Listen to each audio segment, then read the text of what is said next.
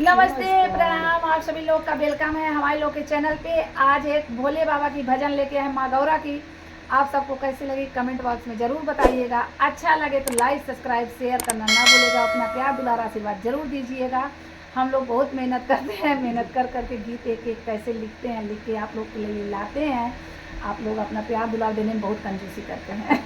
लाइक subscribe तो करना ही नहीं जानते हैं आप लोग। प्लीज़ आपसे रिक्वेस्ट है कि दोनों लोग के चैनल पे लाइक सब्सक्राइब शेयर जरूर करें और चैनल को हमारे आगे बढ़ाएं।